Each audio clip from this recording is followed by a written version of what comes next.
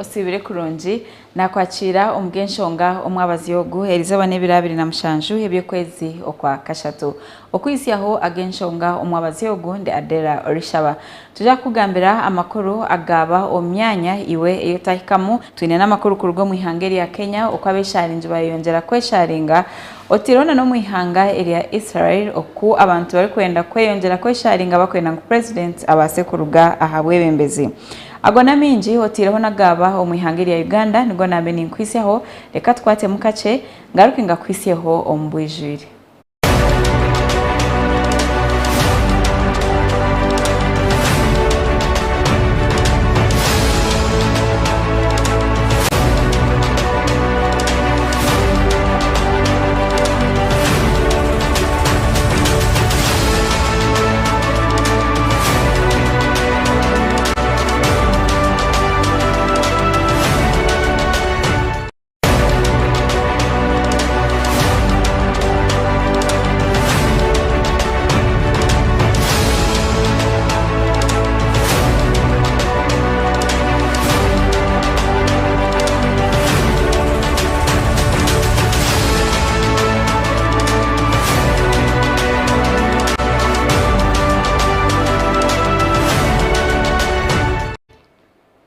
Omurundo gundi nakwakira omugenshonga omuhereza wawe ndi Adellah Orishaba.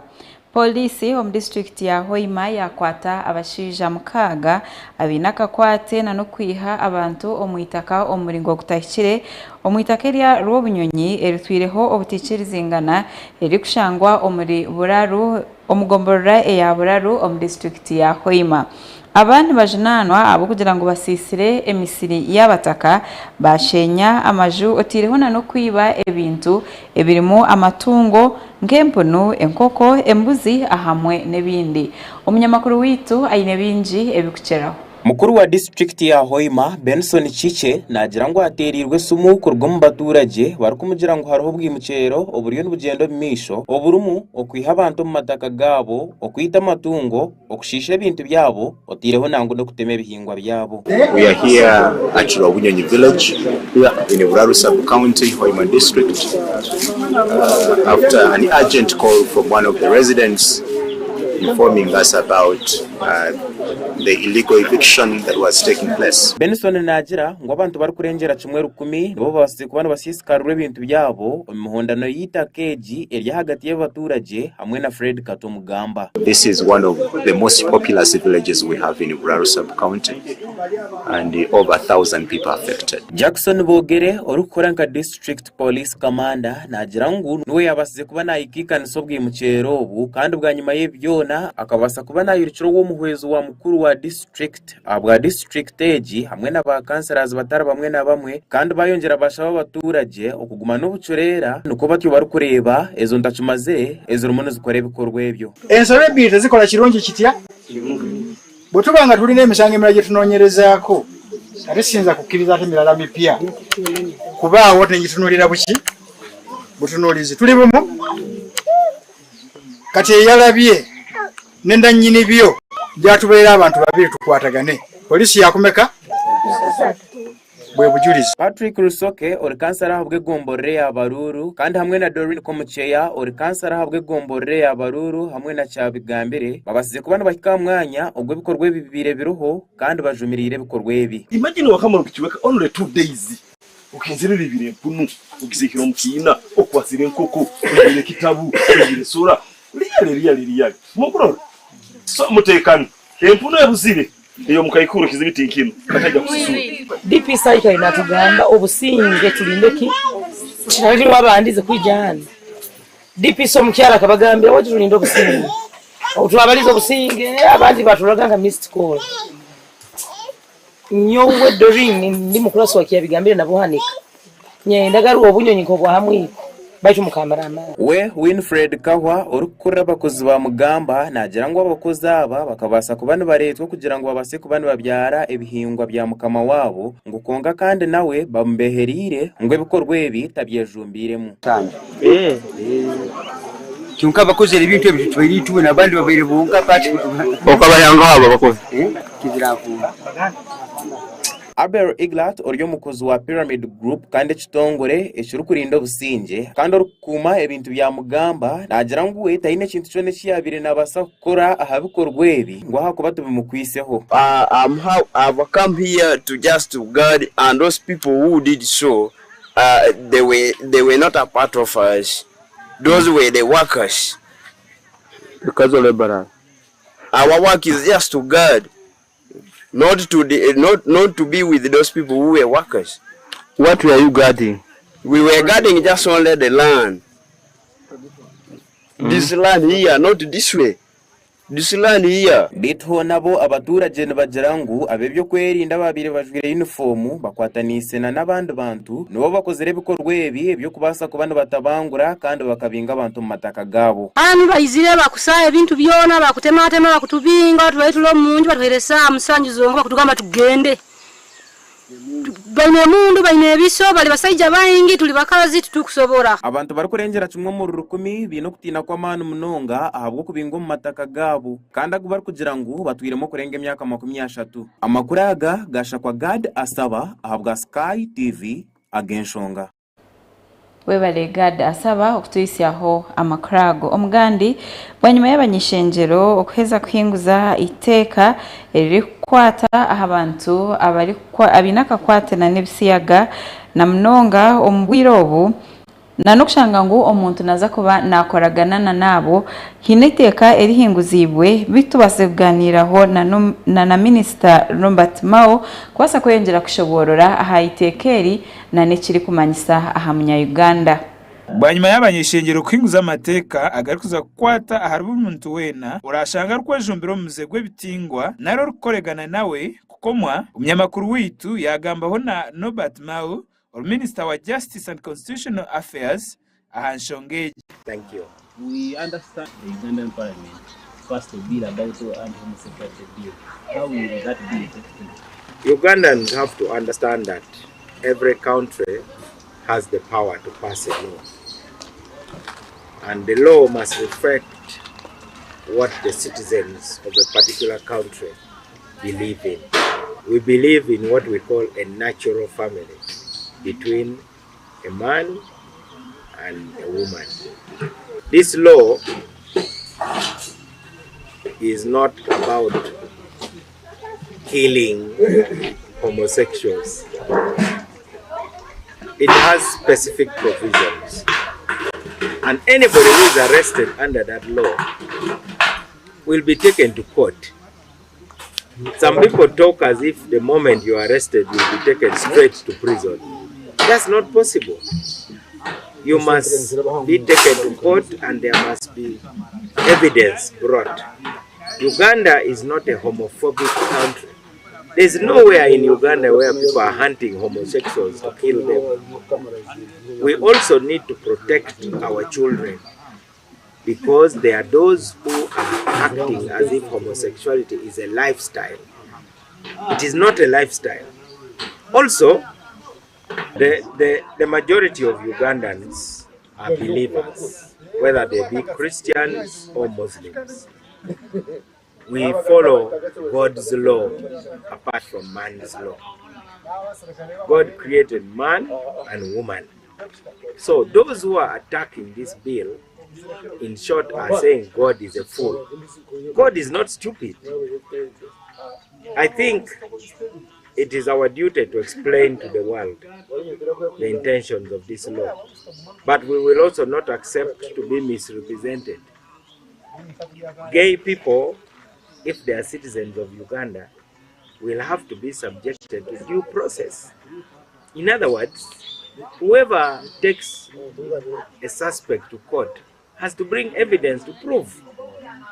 This is not a witch hunt. This is not something which people are going to do a bit. Yagira ngu ogwo wena orashangwa rwejumbiro mu muzogu naza komwa. So the person is proved guilty. Are you going to create their own premises? And if you create them, is the vice not going to continue? As we know in Uganda that you are either a man or if you're a man, you will be taken, if convicted, to the male freedom prison. If you are a woman will be taken to the female prison. And of course, there you are subject to the rules of the prison. So that question would suggest that if you're a thief, you should not be taken to prison because you'll also continue being a thief from there. If you're a murderer, you should not be taken to prison because you'll continue murdering. I think that logic cannot sell. The same bill talks about the landlord and everyone who tries to coincide with those who are said to be homosexuals. How about the lawyers who are going to be answering for them? Under our constitution, everybody has a right to a fair trial. And the right to a fair trial means you must have representation, especially when the offense is grave. If you're going to go to jail for more than 5 years, or you risk being in prison for life, or even risk being hanged, you deserve to be protected. And your rights should be protected by a lawyer. Because that doesn't mean that the lawyer supports the crime. Gasha kwa Job Kato, Hawa Sky TV, again Shong. Government yashabwa kugumana enteekateeka abantu ba butosha na n'entaasya eyibine yabanekora amateeka hamwe n'ebyokugenderwaho. Ebi byagambwa abavugi ba bodaboda hamwe n'abantu abari kushwijima embeereho y'abantu obari kugamba aha nteekateeka ya gavumenti eyo kugira ngu buri mushabazi araze kushitama ahari piki abe aine helmet. Kamenyo Victor uri umuvugi wa bodaboda omurembo rwambara najyangu helmet nunungi aha muntu kuvuga mpora gukonka babori ya speed nekweyitira obango badovuga oli kubibyo tovuga speed element so kuyamba ninga singo badovuga speed ne bakutomera element ekwetira kati kyengeza okutegeza ku kintu ekyo element togyesiga nnyo todajemalira mu nnyo element ja kuyamba website ebisinga eja kwetira kingo kulembeze wana Uganda. Kamenyo nagira ngo helmet ezimwe zinobogi bukukira n'obumuhoro omwanya gwo kutambira nekwesharra hamaraka waheza kutunga butandu. Ero mudesi byo ku element eyo abantu bakyafa mu nsonga zino wamanga element kubanga kuto ejjambira n'esala ko bulago bwofunye obuzibula n'okwa kutaka wansi wali element isoko kwesalira obulago nakafuna abantu ngabana element ngebatta. We mwambara Vincent na ori umuvugi wa bodaboda yatugira ngu weta kubasa kuvuga atajwire helmet abe birungi byayo ebiyashobora ne kutasa obutata asembeho direct no boli speed ori kuvuga konka woti no element ne kanjira embeho obutakitasa direct kukakuta hapa ko bihaha hato sanga waba mukasefu abo kugira abo muri mugo kuyono okora kutasa element kutasa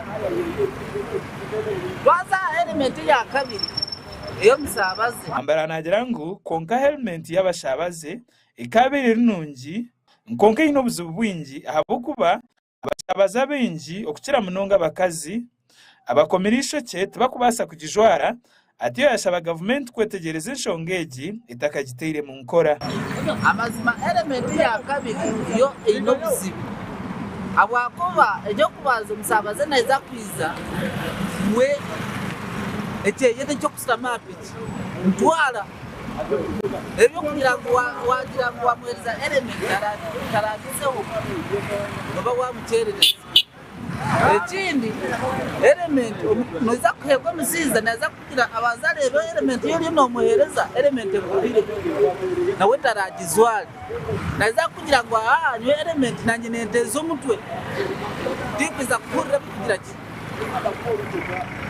ebiriyoni kugira ki yego Adios bino mugisha Denmark orukushwijima enshonga ezirikwata habyo butegeki nagira ngo gavumenti ibanze yiho umushoro aha helmets kurebeka ngo ebeyi yakyendera rero umuntu wahansi yabasa kugyegurira enteekateeka yanje aha discussion ninga aha bill yiba kuteekateeka weshekwane ejo mu parliament kuba discussed by parliamentarians akikwatirine nanoku enforcinga abantu kujwara helmet baba bari apiki ni nteekateeka n'ikirungi munonga aha b'uburungi bw'umunyaruganda na munongo bw'omuntu wa burijo bari kusinga yokosa kinoreba ihanga rine poor developed roads enkutumbi so mbera nkezo nicyenda kugira ngo umuntu wa burijo abasa kugira okwekuma n'ingagero bukuma so okujwara helmet aha bwanje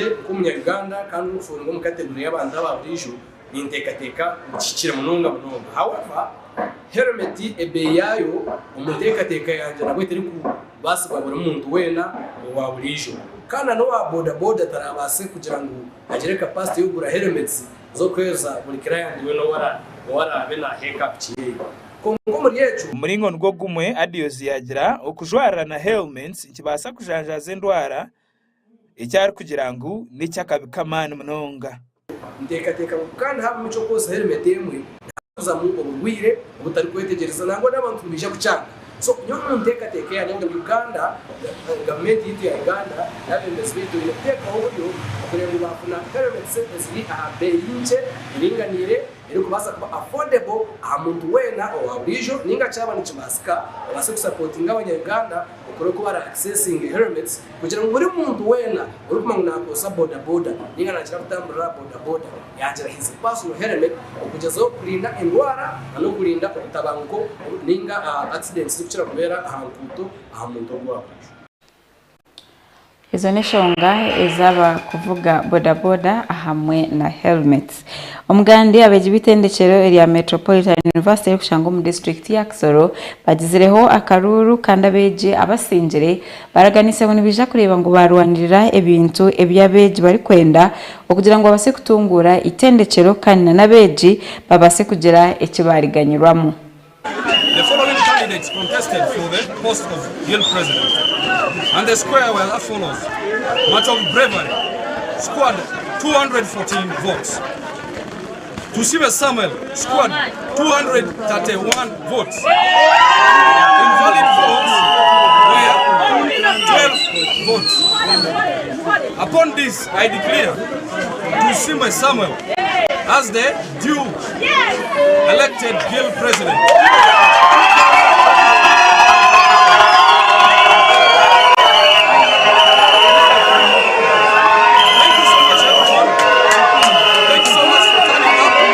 Was elected as the Electoral Commission Chairperson for the year 2023. The whole activity started on 11th of March and it ended on 25th of March. So in today's election, what I've observed, the students were peaceful. From day one up to the end of the elections today, we had contestants for Guild Presidents and the GRCs. They are those ones who managed to go through from the GRCs. Then also the Guild President. One also managed to come forward to lead Metropolitan for the year 2023 and 2024. So it is such day that the make history as becoming the 6th guild. Now elections was cast starting from 9 up to 4. The counting started and they managed to cast the highest number of votes, and now the newly elected guild president. I feel so glad that the support I have received from my fellow students, and also right now as we set off, it is a day of excitement, and we shall continue celebrating. And one thing I can assure you, yes, we have been two parties or two sections, me and the other person, but now it is time after politics. It is time to serve, to unite students back together, not to divide them, but to lead them and guide them accordingly. I therefore continue serving MIU, continue blessing MIU. Thank you very much. Stay blessed. Mr. President. Nigo twatwinire omucyeka kitu echo kubanza reka tumuroka cye ngaruke n'icyeka cya kabiri echa Genshonga Otaraga Sky TV.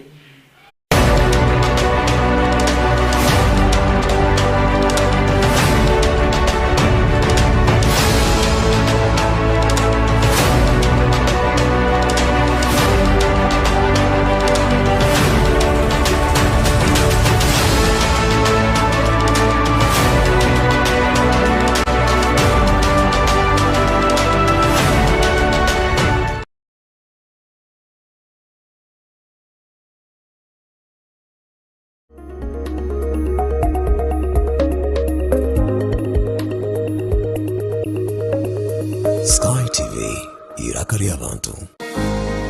Aba White Mark Cosmetics Manufacturing Company Limited abari kukorera akabaza ka Honeypot Herbal Gentle Wash nibamanyisa abashubuzi mwena kuba beyigurireho amataji aho muri kubasa kutunga akabazi k'abakazi aka Honeypot Herbal Gentle Wash mbara mukashange ahari Buremba Road achombeko cyambara City Mall iyabireri nakumati omu Fresco Supermarket ninga ahari Mbaguta Street achombeko echa Easy View Complex omu New AK Cosmetics Shop Eduka namba F05 kumanya birukiraho tera note mushanju ina emwe atano nibiri chinana nibiri chenda nibiri ninga note mushanju mukaga note 13 abiri nemwe nshanju na mukaga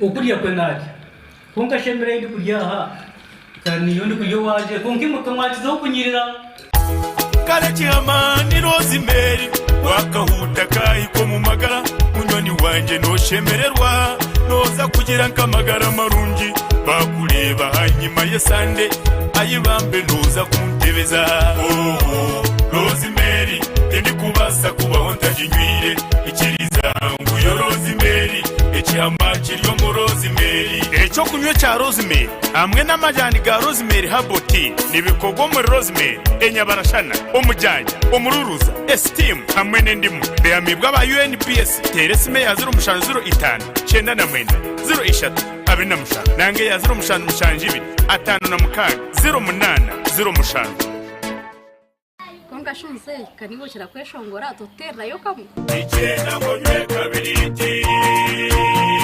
icyenda ngo nywe kabiriti wamara kunywa kabiriti nuhira waba kurungi amagara gona waba kabiriti icyenda ngo nywe kabiriti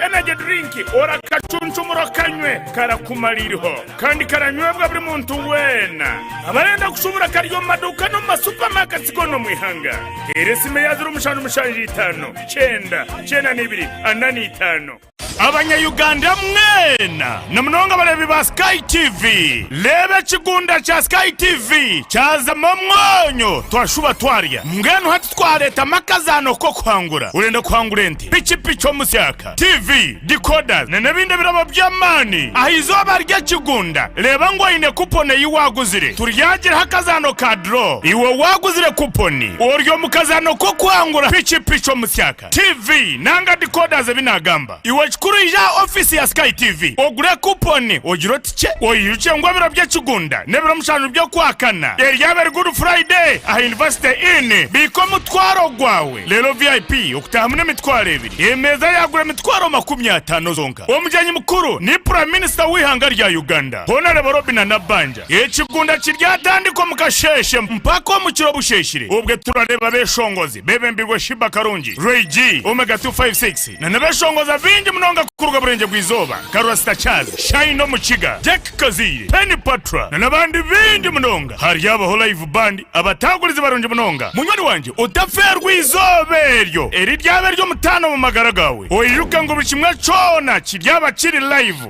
Sky TV ebyo byona bishakirwe Radio 5 Star 5 Motel OK Fashions Honeypot akuna kabazi kabachara MTN Uganda okwenda kumanya bikishiraho teresima ya 05 nshanju atano nina shanju nina nanga ya 05 shanju ina anani 5 ananina 08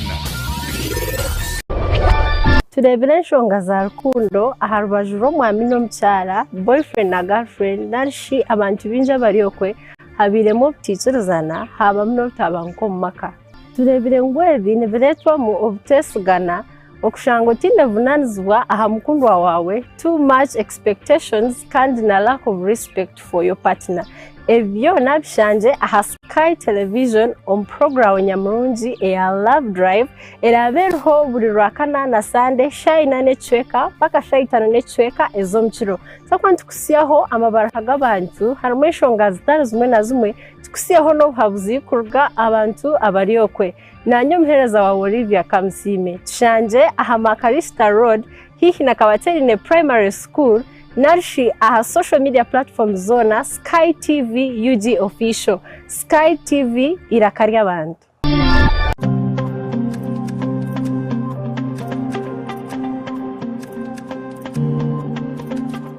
buri rwa kabiri shayishatu n'ekicweka kwika ina n'ekicweka zo mu kiro otaferwa program omuhingi n'umulisa aha Sky TV.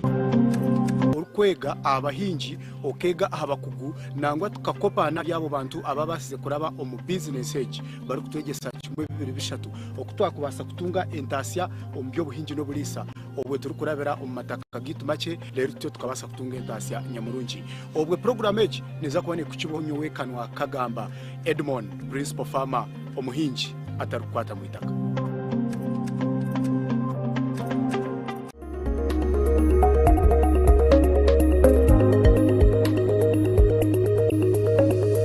Sky TV irakarya abantu.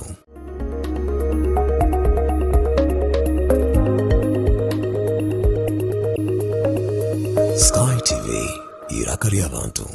Abanya-Uganda mwena namunonga balebi ba Sky TV lebe kigunda cha Sky TV chazama mwonyo twashuba twarya ngeno hati twareta makazano ko kwangura urenda kwangura enti pichi omusyaka TV decoders nebinde birabo byamani ahizo barya kigunda leba ngo ine kupone yiwaguzire turyagira hakazano ka draw iwo waguzire kuponi oryo mukazano ko kwangura pichi omusyaka TV nanga decoders binagamba iwo chikuru ya office ya Sky TV ogure kuponi ogiro tiche oyiruke ngo birabye kigunda nebiro mushanu byo kwakana eryabe good Friday a university in biko mutwaro gwawe lero VIP okutahamune mitwaro ebiri emeza yagura mitwaro 50 zonka omujyanyi mukuru ni prime minister wihanga rya Uganda Honorable Robin Nabanja ekigunda kiryatandiko mukasheshe mpako mu kiro busheshire ubwe turareba beshongozi bebe mbirwe Shiba Karungi Ray G Omega 256 na beshongoza bingi munonga kuruga burenge bwizoba Karwasta Charles Shine Mukiga Jack Kaziri Penny Patra na nabandi bingi munonga hari yaba live band abatagurize barungi munonga munywani wanje utaferwa izoberyo eri ryabe ryo mutano mu magaragawe oyiruka ngo bikimwe cona kiryaba kiri live a Sky TV ebyo byona bishakirwe Radio 5 Star 5 Motel OK Fashions Haneport akuna kabazi kabachara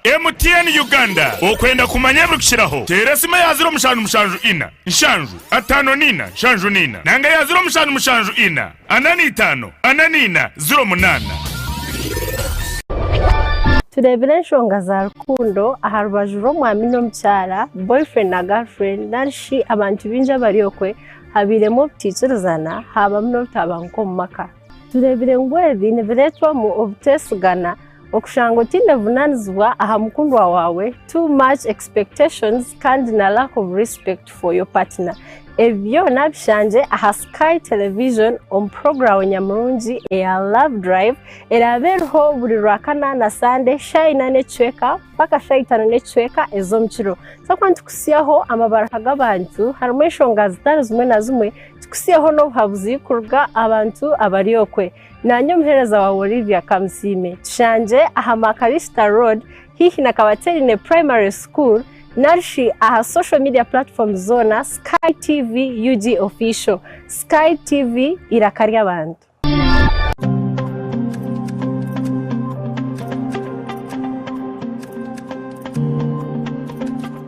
buri rwa kabiri shayishatu n'ekicweka kwika ina n'ekicweka zo mu kiro otaferwa program omuhingi n'umulisa aha Sky TV.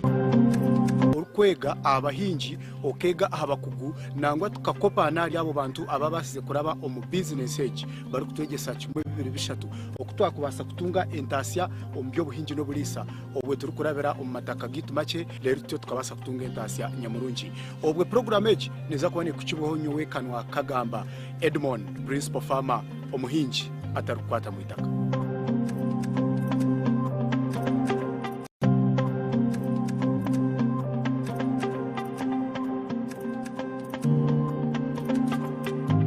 Otaferwa program y'omukozi buli rwakana shayishatu n'ekicweka kwika ina n'ekicweka zo mu kiro. Nanye omuhereza wawe agaba $10 abakozi abari gukora emirimo yabo emirimo y'umukono ndija kuba ntubakuretera aha Sky TV obase kubegeraho iwe omunyeto ryokwe toyine murumo ninga shitorukora no basa kwegera abakozi aba obase kugira ekiwayetandikiraho na nitwe aha Sky TV iraka ry'abantu.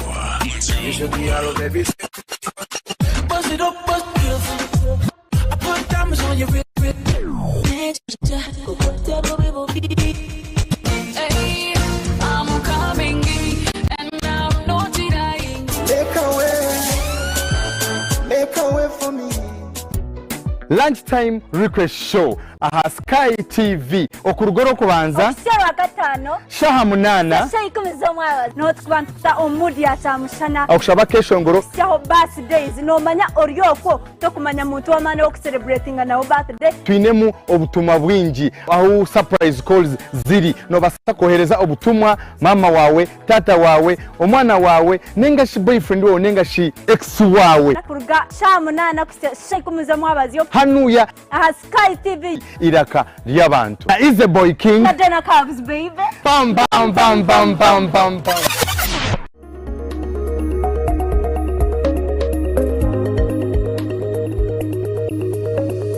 Sky TV iraka ry'abantu.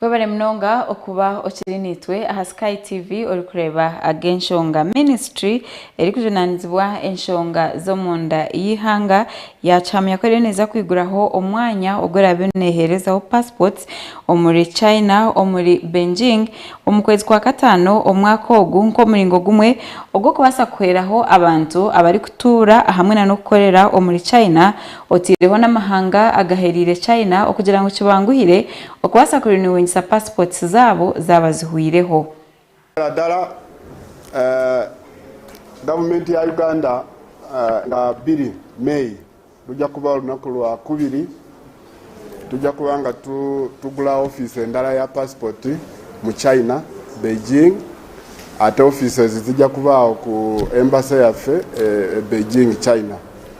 Tukubiriza abana Uganda abali eludeeyo naddala abawangalira mu bitundu bye China ne Hong Kong awo bwoba oyagala kufuna passport eyamangu ate toteeka mu sente eziri nnyonyonyo kujja eno Uganda osobola okufuna passport. Tujja kubanga tukukolerako eyo ebyuma byonna twabituteyo fingerprint tuzikolako eyo passport tuziprocessingira eyo buli kimwe ekikwatagana ne passport tolina kujja eno ate Kampala ng'otadde mu sente ate ng'omaze n'obudde. Kyokola genda bugenzi ku embassy yaffe Beijing ojja kusangayo officers baffe nga tumaze okulonkinga nga 2 May era 2 May ffenna tujja kubeera eyo nga tulonkinga office eyo tugezaako okulaba nti Abannayuganda ababeera side eyo services zibatuukirira amangu. Of course tulina offices endala ze twagula order nga mukimanyi Washington tulina office ekola passport US tulinayo London UK tulinayo Abu Dhabi mu Warabu tulinayo ne Pretoria mu South Africa Ottawa Canada ne Copenhagen Denmark. Eyo yonna tugezaako okulaba nti tuyamba Abannayuganda abawangalira side eyo okufuna passport ate obutadde eno okuteeka mu sente nyingi okufuna passport. Ekyokubiri nga bwe mukitegedde waliwo obulwadde obwabaluseewo bwe tuyita Marburg oba mu Luganda tukiyita kitya naye nga obulwadde babuyita Marburg bwamutawaana nnyo obulwadde buno bwabaluseewo mu baneighbors baffe Tanzania era kati kyetwakoze ffe tuli ku bwerinde mu borders zonna tulinawo abanywanyi baffe okuva mu Ministry ya Health abali mu kukebera buli omu ayingirawo bano kubanga bamwekebecha bulungi nnyo okulaba nti ayingira nga talina bulwadde buno. So n'olwekyo nkubiriza abantu bonna abayingira eggwanga baleme okwekanga bwe basanga abantu baffe abyobulamu ku maboda nga babakebera, baleme okubeeramu okwekanga okwo kubanga kino kigenderera kuwonya obulamu bwaffe bonna Abannayuganda. Ekyokusatu, passport zikyaliyo ekyambogo zitubidde, tulinayo emitwalo 3 mirambirira, abantu baganye okuzijjayo. Abantu basaba passport zino ne bateekamu ssente ne bajja ne batindiga ngendo okuva wonna ne bajja ku office ne balayininga passport no ne tuzikola. Bambi bwe twazikola ne tuzimala ate abantu tebalabikako.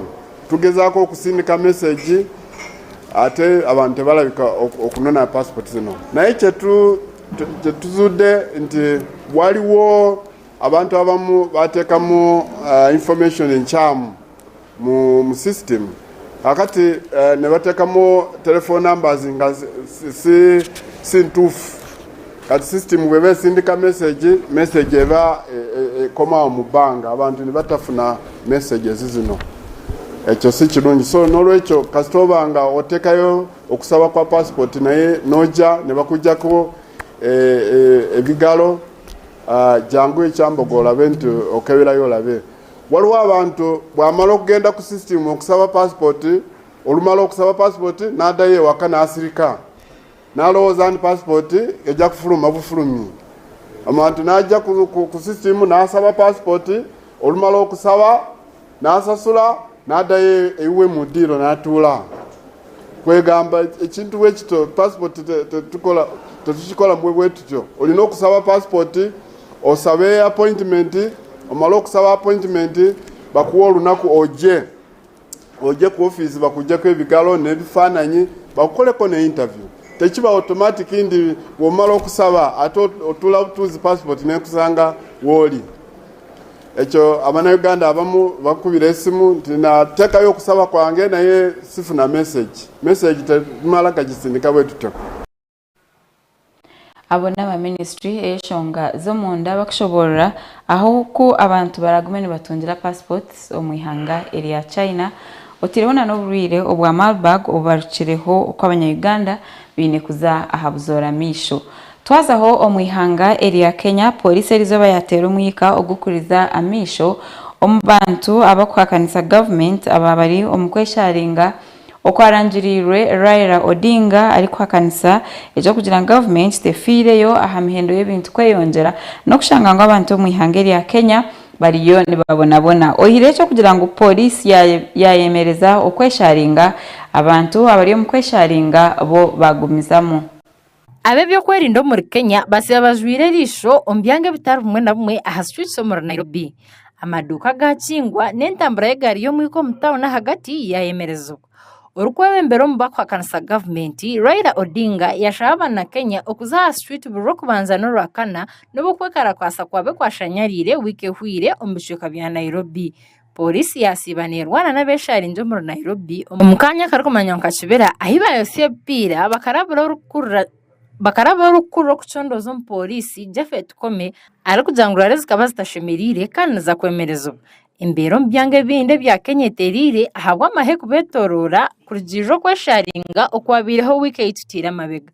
Enshuminche hwire hakabaho kwesharinga muri Nairobi kwebembiro kuhakanisa government omburenje bwizoba omuri Kenya. Abana b'amatendekero bakitwa kandi abakuteza buri 3 batungo bufuta. Abantu bari kurenga muri 12 bakakomo ababe barimo by'ubutegeki bakoratire Odinga bakatera umwika gwati ya gas.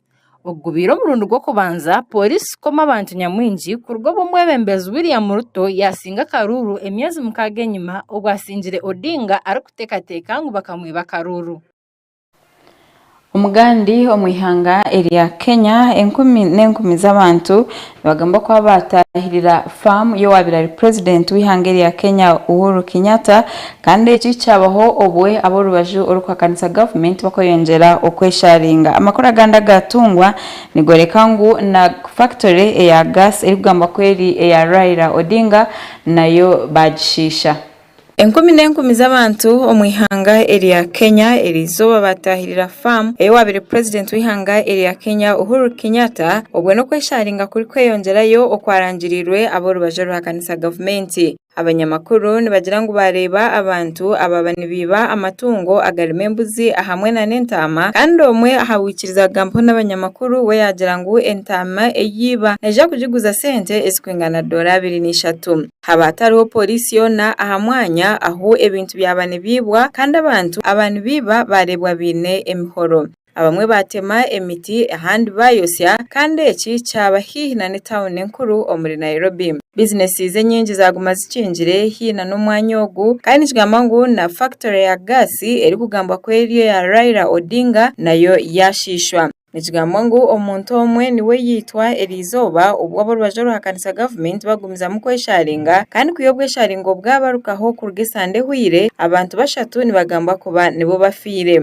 Abantu barebwaho bari kwiruka bina amatungo otirona n'ebindi bintu ebibayiha omyanyeje. Raila Odinga akarangira ngo habeho kwesharinga abo kugira ngo hariho okweyongera kw'emihendo y'ebintu omwihanga ekibari kugira ngo ncesheretira abantu muri Kenya okweyongera kubonabona. Bagira ngo akarura katirwe omukwezi okwa munana kakaba katahishire akubarangirire William Ruto niwe yakasingire. Bagira ngo nobukirabe ngo koti omuri Kenya ekarangirira William Ruto nko wasingire bit Raila Odinga agira ngo akarura kakibwa. Odinga owabireho enganzi hanga owa hatayisimbire ahabwa president emirundi mukaga atakurabamo ombwire obuyabire nakoragana na government nagira ngo akana mangu obwire kubarahike niwarije kuba president.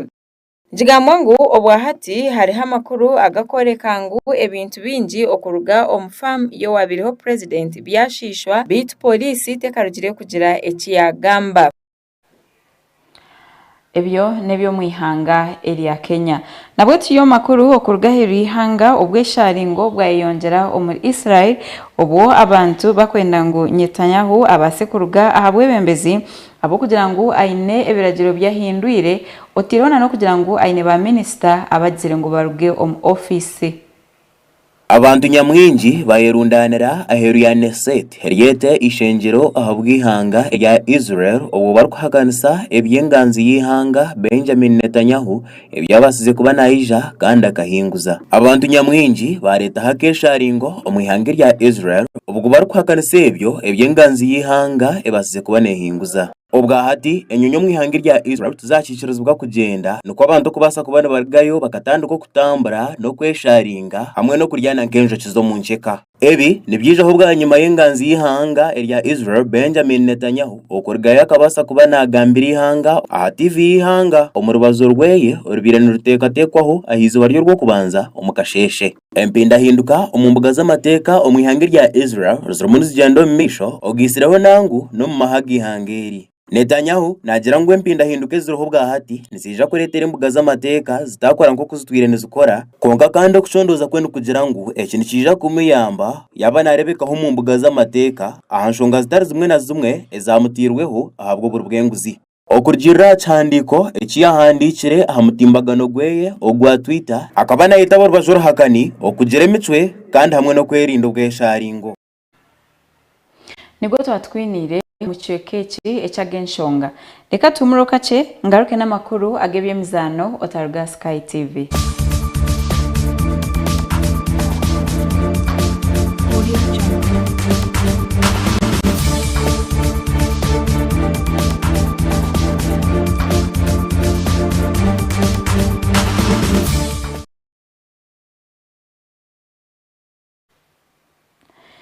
Kurikayo omukahumurako omumakuru hagebye mizano team ya Mbarara City ya Gwamakazi nane ya polisi omuzano ogwaba achai echawankurukuku omuri Kampala. Twine bingi ebikucheraho.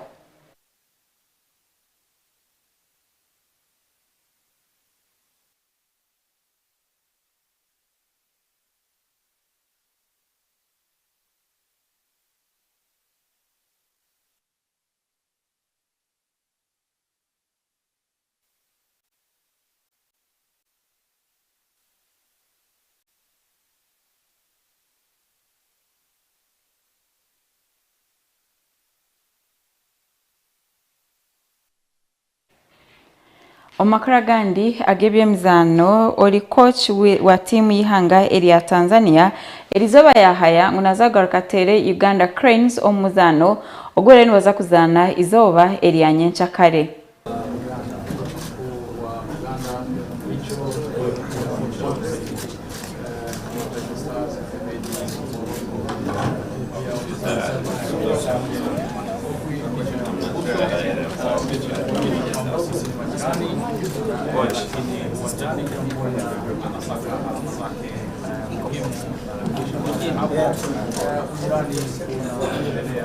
Bana Uganda bonambu fenna twalumwa omupiira kwe twaluzinga emisiri gwatuyisa bubi fenna enako eziyise mabega tetubadde bulungi naffe tubadde tuwulira obulumi bwe bawulira naye tubagamba nti naffe kati twetegese era byonna byonna ebyayita mu mupiira oguwedde twetegese okulaba nga tuyitereza nga ensobi zaffe twaziraba tugenda kuteeza ku nsobi zaffe n'okwongerako ebyo ebirungi ebitono bye twakola mu mupiira ogwo okulaba nga tufuna obubonero busatu mu mupiira gw'enkya. One detail can take you to hell and one detail could take you to heaven. This is exactly what happened in the last match. I'm used to be comfortable with being uncomfortable. And I have learned also how to turn pressure into the opportunity.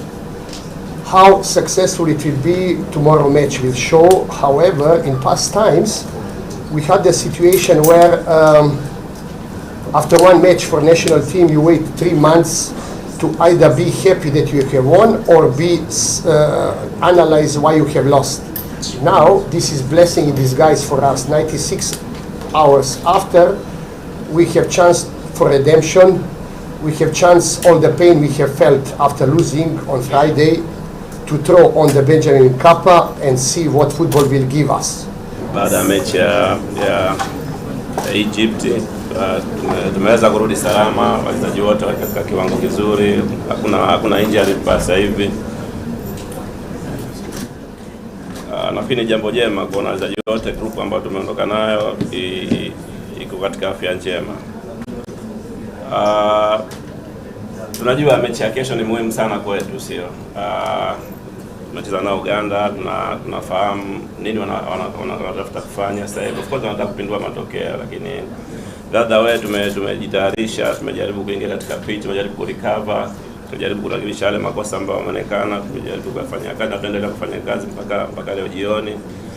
Naamini tuko vizuri, ya maana kwamba tunataka kuhakikisha tunapata matokeo ili kuhakikisha tunakuwa bora zaidi, na tunataka kuwapa Tanzania zawadi ambayo wanahitaji kwa muda mrefu.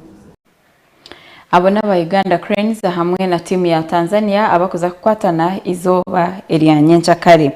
Agongo twatwinire omakuru gitu agebyemizano ekanyakire Michael Karonji atwiseho ekishakuzo ekizobere.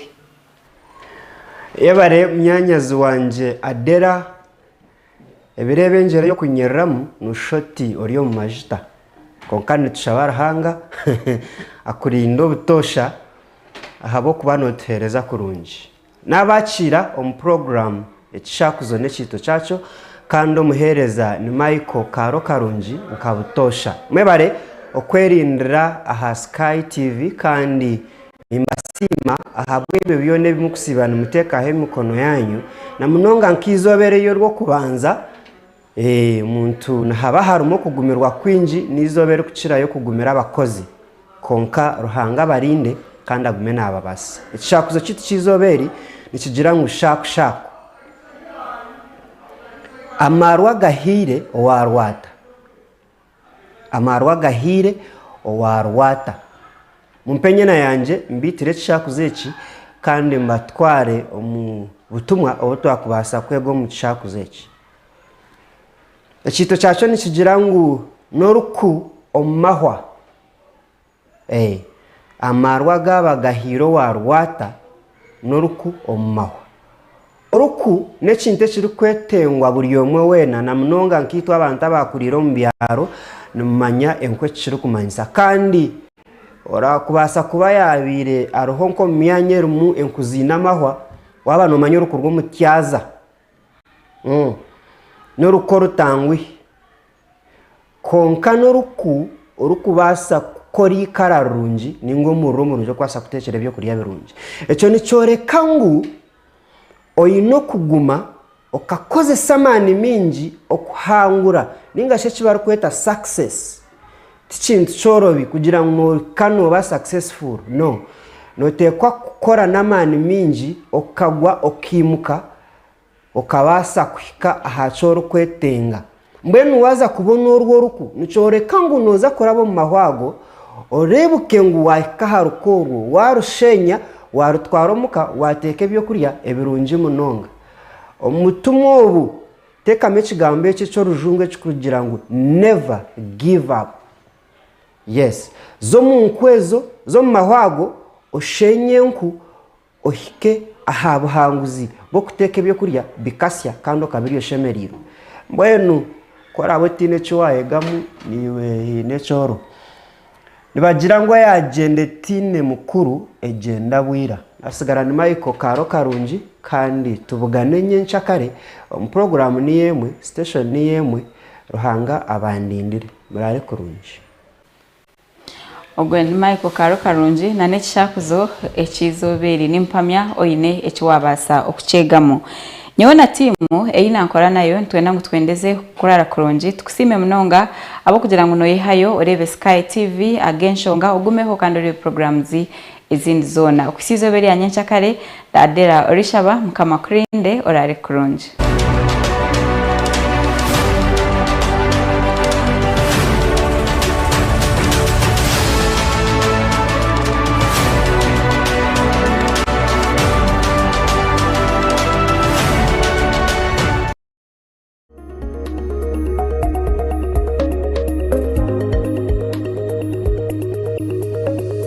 Sky TV irakari abantu Abanya Uganda mwena na mnonga balebi ba